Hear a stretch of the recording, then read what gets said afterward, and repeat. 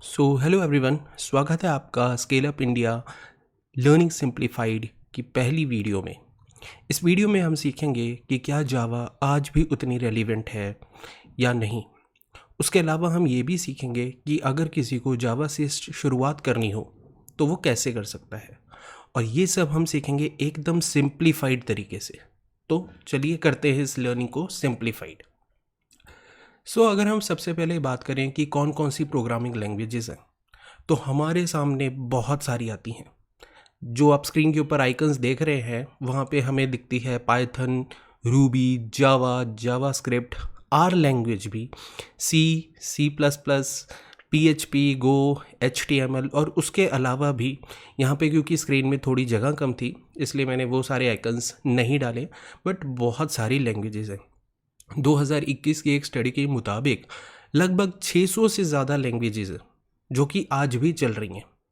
अब ऐसे केस में किसी का भी दिमाग आराम से घूम जाए और वो ये सोचेगा कि हाँ, अगर मुझे करनी है तो मैं पढ़ूँ कौन सी लैंग्वेज, ठीक है। तो वो हमें देखना है। तो चलते हैं। अब अगर देखा जाए तो एक चीज़ है कि टॉप 3 लैंग्वेजेस कौन सी होंगी, ठीक है, क्योंकि जब इतनी सारी हैं तो उनको कम करने के लिए हम ये देख लेते हैं कि भाई टॉप 3 लैंग्वेजेस कौन सी हैं। तो उनके अंदर अगर हम देखें तो हमारे पास सबसे पहले आती है पाइथन, और दूसरी है सी, और तीसरी है जावा। अब यहाँ पे भी अगर हम देखें तो पाइथन और सी वो लैंग्वेजेस हैं जो लगभग आप में से हर किसी ने अपने कॉलेज में तो पढ़ी होगी। यहाँ तक कि मैंने भी पढ़ी थी अपने कॉलेज में। तो मेरे कॉलेज में सी थी, पहले सी पढ़ाई गई एक सेमेस्टर में, और फिर सी प्लस प्लस भी पढ़ाई गई थी। वो बात अलग है कि उस समय मेरे को वो चीज़ बिल्कुल नहीं समझ आई थी, और मैं बोलूँगा कि मैं बिल्कुल ज़ीरो था इवन पढ़ाने के बाद भी। वो बात अलग है कि मैंने जो उनके पेपर हुए थे वो अच्छे से क्लियर कर लिए थे। उसके बाद अगर मैं बात करूँगा पाइथन की, तो पाइथन को जब मैंने कंपनी ज्वाइन कर ली उसके बाद मैंने पाइथन सीखी, लेकिन सिर्फ 1 महीने के लिए, ठीक है। और अगर आज मैं अपनी सिचुएशन बताऊँ तो वो ये है कि सी तो मैंने तब भी नहीं आती थी मेरे को, और जो पाइथन है वो सीखी थी लेकिन उसके बाद कभी प्रैक्टिस नहीं की तो भूल गया। तो जो मेन चीज़ है किसी भी चीज़ को सीखने की वो ये है कि एक तो जब हम उसे सीखें तब हमें प्रैक्टिस करनी है, और दूसरा लगातार प्रैक्टिस करनी है अगर किसी भी चीज़ को सीखना है। तो तीसरे नंबर की जो लैंग्वेज है यहाँ पे वो है जावा। अब जावा में क्या है, तो जावा वो लैंग्वेज है जो कि मैंने अभी तक अपने पिछले 5 साल के कैरियर में सीखी है, और बल्कि सीखी नहीं है बल्कि दूसरों को मैंने सिखाई भी है। तो इसलिए मैंने ये वाला नया चैनल बनाया है जहाँ पे मैं आपको भी जावा सिखाने की कोशिश करूँगा, ठीक है। तो चलिए जावा सीखते हैं। अब सबसे पहला क्वेश्चन आता है कि जावा ही क्यों सीखनी है। तो यहाँ पे इसके देखो बहुत सारे रीज़न्स हैं, ठीक है। सबसे पहले मैं वो वाले रीज़न आपको बताऊँगा जो कि हम कहते हैं कि इसके फीचर्स हैं असल में, ठीक है। थ्योरेटिकली आप अगर कोई भी वेबसाइट खोलेंगे तो वहाँ पे आपको वो वाला रीज़न बिल्कुल मिल जाएगा। तो पहला चीज़ आती है कि ये एक ऑब्जेक्ट ओरिएंटेड प्रोग्रामिंग है।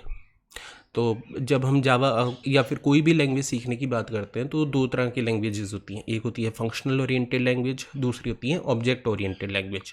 मतलब हर चीज़ ऑब्जेक्ट होती है, एक तरह से क्लासेस और ऑब्जेक्ट इन फॉर्म्स में होती है।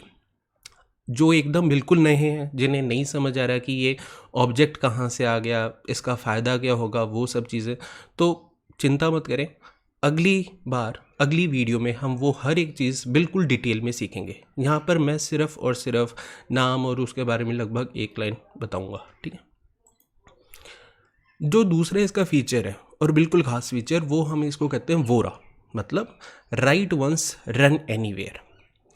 कई लोग इसे प्लेटफॉर्म इंडिपेंडेंट के नाम से भी जानते होंगे, ठीक है।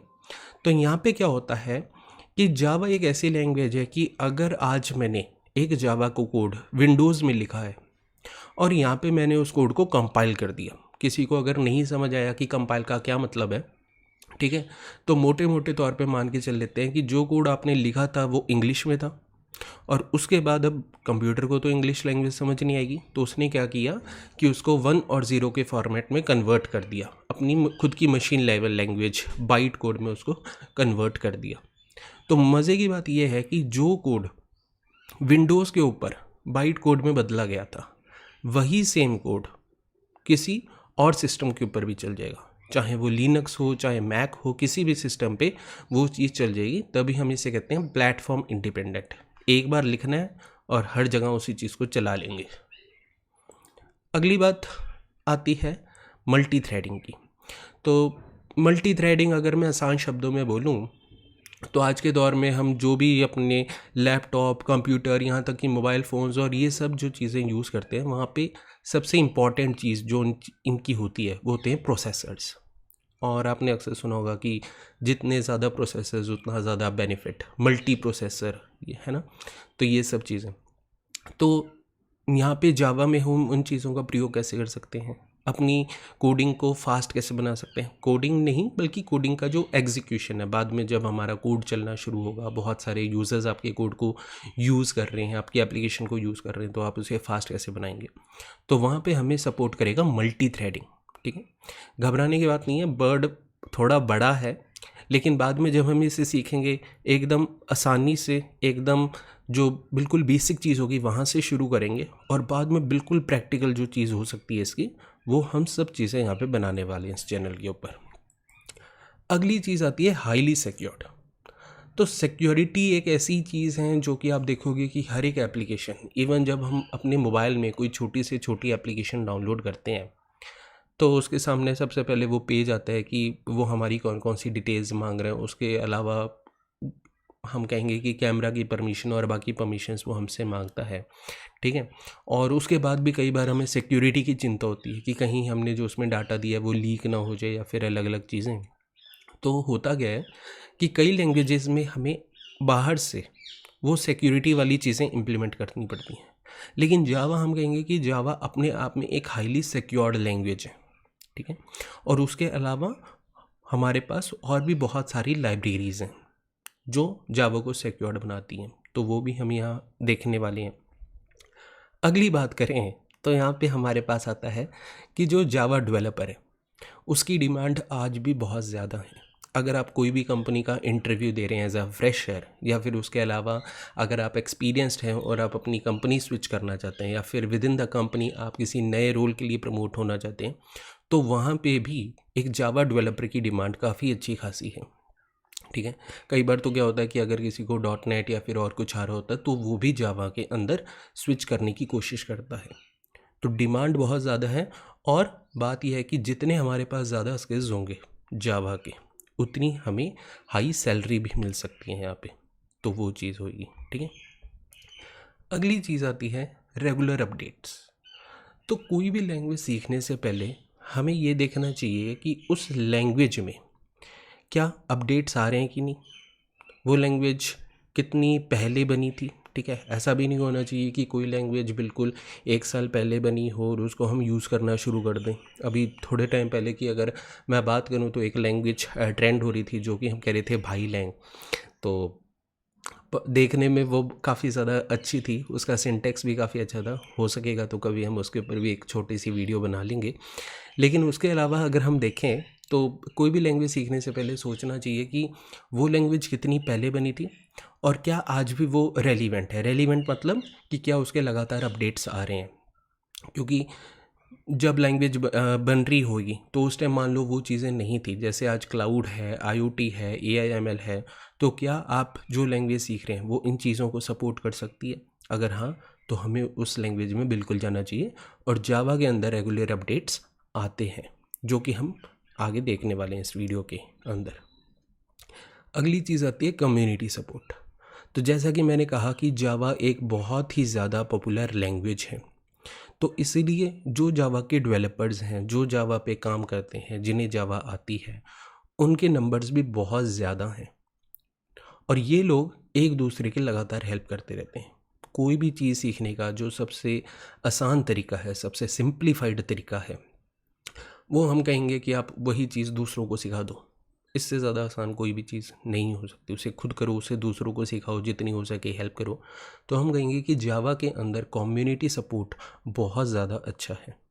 यहाँ पे आपको अलग अलग वेबसाइट्स देखने को मिलेंगी, इवन जावा की वेबसाइट। उसके अलावा इसके अंदर बहुत सारे फ्रेमवर्क हैं। आप स्टैक ओवरफ्लो पे चले जाओ, आप गिट पे चले जाओ, या फिर आप लीड कोड में चले जाओ, या फिर गीक्स फॉर गीक्स में चले जाओ। बहुत सारी ऐसी वेबसाइट्स हैं जहाँ पे आपको अपने जावा की क्वेरीज़ के आंसर, अपने सवालों के जवाब आसानी से मिल जाएंगे। और उसके अलावा हम ये चैनल भी तो इसलिए शुरू कर रहे हैं ताकि हम भी इस कम्युनिटी का हिस्सा बन सकें और आप सब लोगों को सपोर्ट कर सकें, एक दूसरे को भी सपोर्ट करना है हमें। अगली चीज़ आती है इनएक्सपेंसिव लर्निंग, जिसका मतलब ये है कि जावा सीखने के लिए आपको कुछ ज़्यादा बड़ा या फिर कुछ ज़्यादा हाई फाई सामान नहीं चाहिए। जो भी आपके पास एकदम बेसिक सामान है उससे काम हो जाएगा। तो कम से कम, अब क्योंकि अगर मैं बोलूँगा कि प्रैक्टिकल नॉलेज चाहिए, तो या तो एक हल्का सा लैपटॉप या फिर एक डेस्कटॉप पीसी होना ज़रूरी है। हाँ, अगर आप कहते हैं कि नहीं, मैं प्रैक्टिकल नॉलेज अभी गेन नहीं कर सकता, लेकिन कम से कम कंसेप्ट मुझे समझना है, तो उसके लिए भी जावा काफ़ी सही है। हम यहाँ पे इस चैनल के ऊपर जो भी वीडियोस बनाएंगे, हर एक वीडियो ऐसे आपको लगेगी जैसे वो चीज़ आप खुद कर रहे हैं। ठीक है, हो सके तो पैरेलल कोडिंग भी कर लें उसके साथ साथ, वो ज़्यादा बेटर रहेगा। इन केस अगर कुछ ऐसा है कि आप उस टाइम नहीं कर सकते हो, तो कम से कम वीडियो देखें, उसको समझने की कोशिश करें, और जो भी अगर आपकी कोई क्वेरीज़, कोई भी सवाल, कोई भी डाउट आते हैं, उन्हें आसानी से कमेंट बॉक्स में पूछें। तो हम कहेंगे कि यहाँ पे बिल्कुल ही इनएक्सपेंसिव लर्निंग है। आपको बिल्कुल भी कुछ पैसा खर्चने की ज़रूरत नहीं है, कोई बड़ा कोर्स खरीदने की ज़रूरत नहीं है।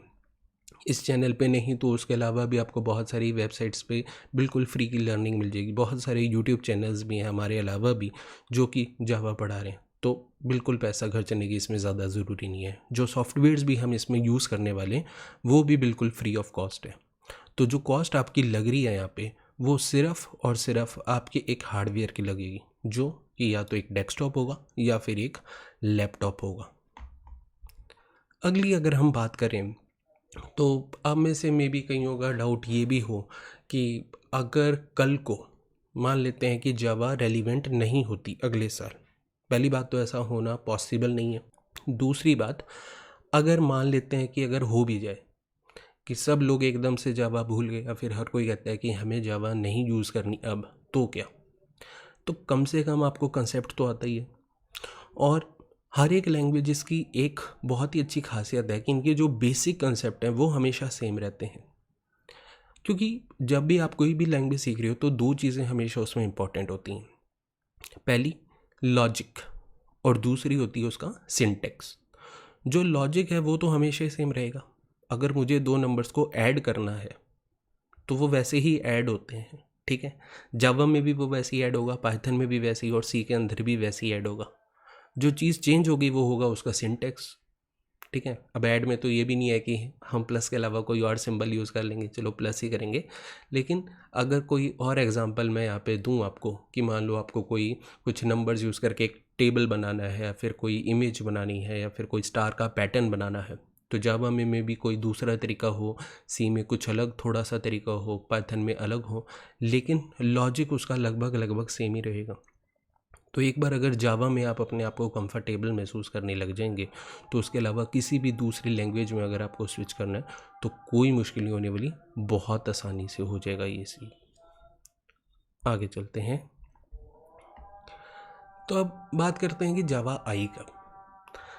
तो जैसा कि आप सबको पता है कि 1995 में जेम्स गॉसलिंग ने सबसे पहले जावा बनाई थी, बल्कि मैं कहूँगा कि उसका बीटा वर्जन रिलीज़ किया था।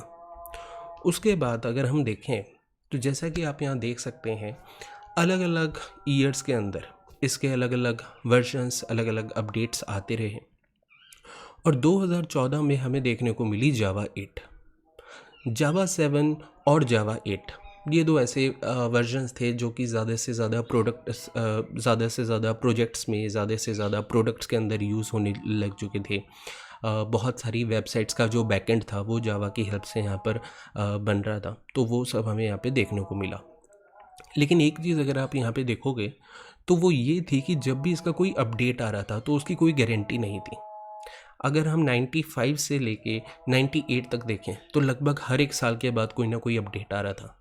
लेकिन फिर अगर हम 2000 से लेकर 2014 तक देखें तो हमें कोई उतना बड़ा सीक्वेंस देखने को नहीं मिल रहा था। कभी 2 साल के बाद अपडेट आ जाता, कभी 5-5 साल के बाद भी अपडेट आ जाता, कभी बस 3 साल में अपडेट आ जाता। तो ऐसे करके हो रहा था। उसके बाद 2017 में आई जावा 9 और वहाँ से जावा जो उसके मेन क्रिएटर्स थे, जावा के जो टीम जावा बनाने के पीछे काम कर रही है, उन्होंने सोचा कि अगर हमें इस कॉम्पिटिटिंग वर्ल्ड में बने रहना है, ठीक है, पहली बात आप में से कई सोचेंगे कि क्यों बने रहना है, क्या ऐसी मुसीबत आ गई थी। तो मुसीबत ये थी कि अब जैसा कि मैंने कहा 600 लैंग्वेजेस हैं आज, तो बहुत सारी लैंग्वेजेस आ रही थी। और लैंग्वेजेस दोस्तों क्या होता है कि वो हमेशा एक दूसरे से बनती हैं। जावा ने भी किसी लैंग्वेजेस के जो अच्छे अच्छे फीचर्स थे वो यूज़ किए और उन्होंने बना दी। फिर बाकियों ने जावा के कुछ अच्छे फीचर्स यूज़ किए, सी के कुछ अच्छे फीचर्स यूज़ किए, पाइथन की यूज़ किए और फिर कोई और लैंग्वेज बना दी। तो ऐसे करके बाकी लैंग्वेजेस बढ़ रही थी और जावा का ट्रेंड उस हिसाब से कम हो रहा था, क्योंकि लोग सोचने लगे थे कि क्या हमें जावा कंटिन्यू करनी चाहिए कि नहीं, क्योंकि जो अपडेट्स थे वो इतने रेगुलर थे नहीं। उसके अलावा जो नई नई लैंग्वेजेस आ रही थी उनमें ज़्यादा नए नए फीचर्स आ रहे थे। तो जावा वालों ने सोचा कि हाँ, ये चीज़ अब कैसे करें। तो 2017 से उन्होंने एक नया ट्रेंड किया, उन्होंने कुछ नया सोचा। उन्होंने कहा कि अब हम जावा के नए वर्जन हर 6 महीने बाद निकालने शुरू करेंगे। और वो 6 महीने उन्होंने बोला कि हम साल में 2 बार निकालेंगे, एक बार मार्च में और एक बार सितंबर में। तो ये जो आप देख रहे हैं 2017 में, तब से वो शुरुआत हुई। तो सितंबर 2017 में जावा 9 आई, उसके बाद मार्च 18 में 10 और फिर सितंबर 18 के अंदर 11वां इसका वर्जन आया। और यहाँ पे जावा 11 का जो वर्जन था वो एक लॉन्ग टर्म सपोर्ट था, ठीक है। क्योंकि एक चीज़ अब अगेन हमें सोचनी पड़ेगी, अगर कोई चीज़ हर 6 महीने के बाद अपग्रेड हो रही है तो इसका मतलब उसमें कुछ बड़ा चेंज तो होगा नहीं, छोटे छोटे चेंजेस होंगे, ठीक है। लेकिन मार्केट में बने रहने के लिए ये चीज़ करनी पड़ेगी। आप ये नहीं कह सकते कि हाँ 5 साल बाद मैं कुछ बड़ा रिलीज़ करूँगा, जो हमारी एक अजाइल टर्मिनोलॉजीज़ हैं। ऐसी बहुत सारी चीज़ें अजाइल भी हम कभी सीखेंगे इस चैनल पे। जावा ने भी सोचा कि हमें भी नए नए फीचर्स यूज़ करने चाहिए, नए नए फीचर्स इसके अंदर रिलीज़ यहाँ के पे करनी चाहिए हमें। वो तो उन्होंने करना शुरू कर दिया, बट वो बड़े फीचर्स नहीं थे। तो उन्होंने एक हमें नाम दिया लॉन्ग टर्म सपोर्ट। तो उन्होंने कहा कि बीच बीच में हम ऐसे वर्जन्स रिलीज़ करेंगे जिनका सपोर्ट चलेगा लंबे टाइम तक। और वो आप कह सकते हैं कि वो हम प्रोडक्शन रेडी फीचर्स होंगे, ठीक है, जिन्हें आप ज़्यादा लंबे टाइम तक यूज़ कर सकते हैं। उनके अंदर जो सिक्योरिटी पैचेस आएंगे, उनके अंदर जो भी अपडेट्स आएंगे वो आते रहेंगे। और बीच बीच में अगर जो जावा के एंथुजियास्ट्स हैं, जिन्हें नए नए वर्जन्स के साथ नई नई चीज़ें टेस्ट करने अच्छी लगती हैं, उनके लिए हम हर 6 महीने बाद फीचर निकालते रहेंगे। तो पहले लॉन्ग टर्म सपोर्ट वर्जन था जावा 8 और उसके बाद उन्होंने कर दिया जावा 11। तो जावा 11 का भी जो सपोर्ट है वो काफ़ी लंबे टाइम तक चलेगा। बल्कि अगर मैं सच बताऊं तो आज भी बहुत सारी कंपनियां, बहुत सारे प्रोजेक्ट्स ऐसे हैं जो कि जावा 8 से जावा 11 में स्केल अप करने की कोशिश कर रहे हैं, ठीक है। अब उसके बाद आगे चलते हैं। तो उसके बाद आगे चलें तो ये ट्रेंड फिर कंटिन्यू रहा। 2019 में 2 वर्जन आए, 20 में 2 वर्जन आए, 21 में भी 2 वर्जन आए और 21 सितंबर में दोबारा से एक नया लॉन्ग टर्म सपोर्ट वर्जन आया जो कि था जावा 17। और अगर मैं बोलूं तो ये अभी तक का last long term support version है जो कि जावा ने रिलीज़ किया। तो जैसा कि मैंने कहा, ज़्यादातर कंपनियां अभी 8 से 11 में आने की कोशिश कर रही हैं। कई ऐसे हैं जो 17 की तरफ भी बढ़ रहे हैं, ठीक है, वो भी चीज़ है ये। और उसके अलावा अब अगर हम इसके बाद देखें तो जैसा कि आप सोच सकते हैं कि इसके 6 महीने बाद 2022 मार्च के अंदर जो इसका लास्ट वर्जन था जावा 18 वो रिलीज़ हुआ। ऑल्दो ये कोई लॉन्ग टर्म सपोर्ट वर्जन नहीं था, ये जस्ट हर एक 6 महीने बाद आने वाला एक फ़ीचर था। और इस हिसाब से मैं कह सकता हूँ कि अगला वर्जन सितंबर में आने की उम्मीद है, फिर मार्च और फिर सितंबर, और उम्मीद करेंगे कि यही साइकिल लगभग चलती रहेगी। तो मोटे मोटे तौर पे बात ये निकल के यहाँ से सामने आती है कि अभी के लिए हमारे पास वर्जन्स हैं 8, 11 और 17, और ये 3 हमारे हैं लॉन्ग टर्म सपोर्ट वर्जन। अब ये भी एक सोचने की बात है कि अगर कोई एकदम स्क्रैच से जावा सीखना चाहता है तो वो कौन सा वर्जन सीखे। क्या सबसे पहले वो 1995 वाले वर्जन में जाएं? मे बी आप में से कोई उस टाइम तक पैदा ना हुए हो, ठीक है। तो क्या वो वाला वर्जन सीखना शुरू करें? क्या जावा 8 सीखना शुरू करें, 11 सीखें, या फिर 17 सीखें, या फिर 18 क्यों ना सीख लें? ठीक है, तो ऐसे भी सवाल होंगे। दूसरा सवाल ये भी होगा कि अगर इतने सारे वर्जन है तो इतने सारे अपडेट्स भी होंगे, तो क्या क्या सीखें, क्या सीक्वेंस फॉलो करना है, कैसे करना है? तो वो सारी चीज़ें हम इस चैनल के ऊपर देखने वाले हैं, ठीक है। तो अब जब हमें कुछ सीखना है, अगर हमें जावा सीखनी है, तो अगर आपका मन बन चुका है, तो अब हम बात कर लेते हैं कि हमारी स्ट्रेटेजी क्या होनी चाहिए जावा सीखने के लिए, और कैसे हम डिसाइड करें कि हमें कौन सा वर्जन सीखना है, ठीक है। देखते हैं। तो सबसे पहली चीज़ आती है कि हमेशा अपने बेसिक्स के ऊपर हमें फोकस करना है, क्योंकि एक बात हमेशा क्लियर रहेगी कि वर्जन चाहे जो मर्जी आते रहे, जो उसके बेसिक्स हैं वो कभी चेंज नहीं होने वाले। जैसे जावा ने बोला था कि एकदम शुरुआत में कि 2 नंबर्स ऐसे ऐड होंगे, वो आज भी वैसे ही ऐड हो रहे हैं। जैसे उन्होंने बोला था कि एक मेथड ये करेगा, मेथड ऐसे इनपुट लेगा, मेथड ऐसे आउटपुट देगा, वो भी लगभग वैसे ही हो रहा है। हाँ, उसको लिखने का स्टाइल जो है वो टाइम के साथ चेंज होता गया। जावा 8 में भी हम अलग से एक लैम्डा फंक्शन नाम की चीज़ देखेंगे, लेकिन जो उनकी बिल्कुल बेसिक वाली चीज़ें हैं वो हमेशा लगभग सेम ही रहेंगी, उसके अंदर कोई बड़ा चेंज नहीं होने वाला। और जावा ऐसा कभी करेगा भी नहीं, क्योंकि अगर उसने नए वर्जन में कोई बड़ा चेंज कर दिया तो जो इतने टाइम से प्रोजेक्ट्स चल रहे हैं वो सारे फेल हो जाएंगे, लोग उनको यूज़ नहीं कर पाएंगे। और उस केस में फिर लोग सोचेंगे कि हाँ, मेरा अगर कोई चीज़ इतने टाइम से चल रही है तो क्यों मैं उसको अपग्रेड करूँ, और क्यों जो मेरी चलती हुई चीज़ है मैं उसको रोकूँ, क्यों मैं उसको बिठाऊँ? तो वो चीज़ तो नहीं होने वाली। तो बेसिक्स के ऊपर हमेशा फोकस करना है। दूसरी बात, जो भी उसमें डेप्रिकेटेड कोड होगा वहाँ वो चीज़ हम यूज़ नहीं करने वाले हैं। मैं बोलूँगा कि हम उसको इग्नोर करने की कोशिश करेंगे। अब कई लोग अगर किसी को डेप्रिकेटेड का मतलब नहीं समझ आया तो वो यहाँ पे एक ये टूटी फूटी पुरानी कार देख के समझ सकते हैं कि डेप्रिकेटेड वो चीज़ है जो कि पहले चल रही थी किसी टाइम, लेकिन आज हम उस चीज़ को उतना यूज़ नहीं कर रहे हैं। क्यों? क्योंकि आज उससे कोई बेटर चीज़ आ चुकी है। पहले ऐसी कारें थी हमारे पास, आज हमारे पास इससे अच्छी अच्छी कारें हैं, तो हम नई चीज़ें यूज़ करेंगे। हर एक चीज़ की एक लाइफ होती है, और उस लाइफ के बाद वो चीज़ यूज़ होना बंद हो जाती है। तो कोई भी अगर ऐसा कोई पुरानी लाइब्रेरी होगी, कोई पुरानी एपीआई होगी, कोई पुरानी क्लास होगी जो आज मार्केट में यूज़ नहीं हो रही, उसके ऊपर हम फोकस नहीं करेंगे। हाँ, ये बात अलग है कि हमें उस चीज़ की नॉलेज होनी चाहिए कि इससे पहले क्या यूज़ होता था, और वो चीज़ जब भी हम सीख रहे होंगे तो उस टाइम मैं आपको लगभग बताता रहूँगा कि ये नई चीज़ कब आई थी, उससे पहले क्या होता था, उसके पिछली चीज़ में क्या डिसएडवांटेज थे, नई चीज़ में क्या एडवांटेज हैं, वो चीज़ हम सीखेंगे। लेकिन उससे ज़्यादा हम उस पर फोकस नहीं करेंगे। जैसे ऑब्वियसली हमारा काम आसान हो जाएगा, तो आपको ये जानने की कोई ज़रूरत नहीं है कि जावा के बीटा वर्जन में क्या था, 1 में क्या था, 2 में क्या था, उन सब चीज़ों की कोई टेंशन नहीं लेनी। अगली चीज़ जो हमारी अगली स्ट्रेटजी होने वाली है वो रहेगी प्रैक्टिस पैरेलली। तो जो कि मैंने आपको शुरुआत में भी बोला था कि अगर किसी भी चीज़ को सीखना है तो सिर्फ उसको देखना काफ़ी नहीं रहेगा, उसको करने से आपको ज़्यादा चीज़ें समझ आएंगी। तो अगर आप उसको लगातार करते रहोगे, ठीक है, हर दिन अगर आप कुछ ना कुछ लगभग 1-2 लाइन का भी अगर कोड लिख दोगे तो भी बात बन जाएगी। इवन अगर मैं भी बोलूँ कि अगर मैं लगभग 1 हफ़्ता या फिर 2 हफ़्ता कोड ना करूँ और उसके बाद कोई मेरे को एकदम से कोड करने को बोल दे, तो मेरे लिए भी वो चीज़ मुश्किल होगी, ठीक है। क्यों? क्योंकि जो मेरी प्रैक्टिस हो रही थी उसके अंदर, अब वो छूट चुकी है। तो लगातार आपको प्रैक्टिस करते रहना है, और जब आप लगातार प्रैक्टिस करते रहेंगे तो इसका एक फ़ायदा ये भी होगा कि आपको चीज़ें अलग से याद रखने की ज़रूरत नहीं होगी, वो ऑटोमेटिक हो जाएंगी। हर एक को पता है कि उसका नाम क्या है, तो वो हम अलग से याद नहीं रखते।